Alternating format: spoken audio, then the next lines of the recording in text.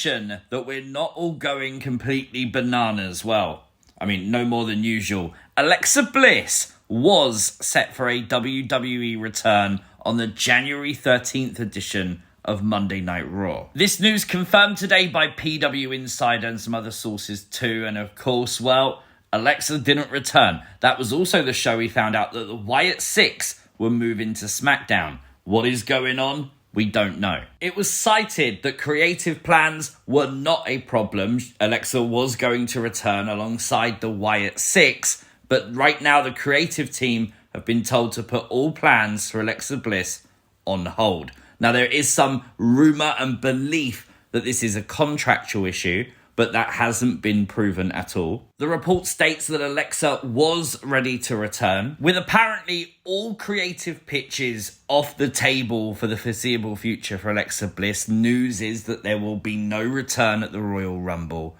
Now, there is some fan speculation that this could be that upper management has come up with some idea. They don't want to be leaked out, so therefore you skip the creative team.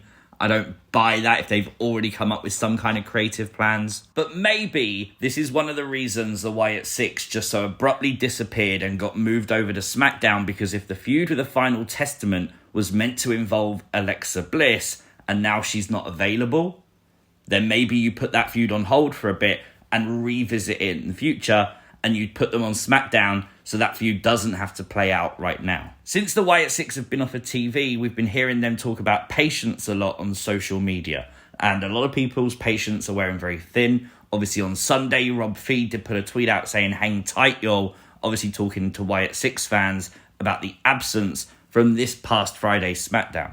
At this point, it's impossible to know how long this kind of thing might take. We don't even know what it is. The rumour is contract. We don't know if that's the true or not. It could be something completely different. We'll just have to wait and see, and then we'll see if Alexa Bliss is involved with the Wyatt Sicks down the road. I think the fact that she was planned to be probably indicates that she will be. In the meantime, though, we may have got a tease by Braun Strowman on social media as he hyped up his match with Jacob Fatu. He tweeted out the final part, "For when you gaze long into the abyss gazes also into you," which is exactly what Nikki Cross tweeted out a couple of months ago. Is that a tease of the Wyatt Sicks involvement in Braun's feud with the Bloodline? We know that Braun was teased by the Wyatt Sicks and nothing ever happened to that because Braun got injured. Will they work together? We just don't know yet. But we do know the Wyatt Sicks are scheduled for a photo op the day before the Royal Rumble. So hopefully their absence from TV won't be too much longer. Mick Foley could potentially be in the Royal Rumble 2025. Or at least he's teasing it. In a video he uploaded to his YouTube channel, Mick Foley, he would discuss his weight loss journey. And then right towards the end of the video, his phone would ring. As he answered the phone, Triple H's theme song would play, and he would even say the words, "Hi Hunter, Royal Rumble you say?" Now this time of year, obviously there's a lot of teasing going on from a lot of people trying to build up some hype. Is Mick Foley having some fun with us? Or is Mick Foley going to be in the Royal Rumble? I'd like this, to be honest. I like the old legends coming back just for a Royal Rumble appearance, so why not? Formerly WWE's Elias has spoken doing a virtual sign-in about potentially returning to the WWE. Now, while there's no sort of offer on the table or news about him returning, he said he'd be open to the idea if it was to arise. So would you like to walk with Elias again? And for those wondering, there's never been any update on Ezekiel. I've got no idea why. Like, literally, the dude just disappeared off the planet. I miss Ezekiel, man. The Mayor of London, Sadiq Khan, is not ruling out potentially getting WrestleMania in the future. I would love WrestleMania London. Here he is in the middle, pictured with WWE's Nick Khan and Triple H. And I'm sorry, I have to say it. Every time I see these photos, it is absolutely uncontrollably hilarious that they gifted the Mayor of London such a small championship belt. My God, what is that? Why? Can't you afford a replica? Oh, poor Sadiq Khan. While we don't know if WrestleMania will actually ever come to London, something we do know is coming to London. To Regent Street will be a Fanatics shop.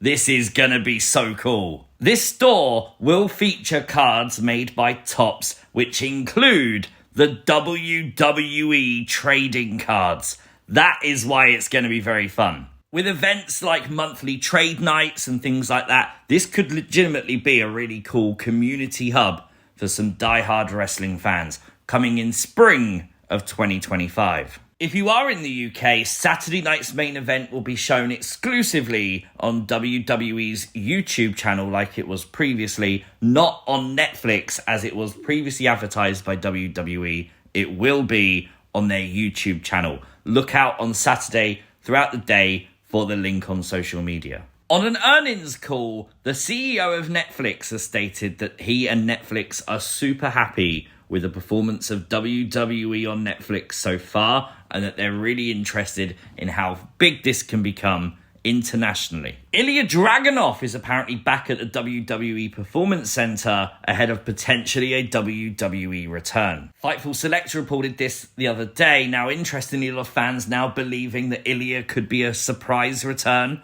for the Royal Rumble match. I'm down for that if true. Don't forget tomorrow on a live episode of TNA Impact, the NXT Tag Team titles will be defended as Fraxium take on the Rascals. That should be a hell of a good match. And when you talk about this crossover between TNA and NXT specifically, a lot of people keep mentioning a dream match for Obafemi, Moose. And it might happen. Moose tweeting at Obafemi earlier today. Would you want to see Moose versus Obafemi? I think that would be pretty cool.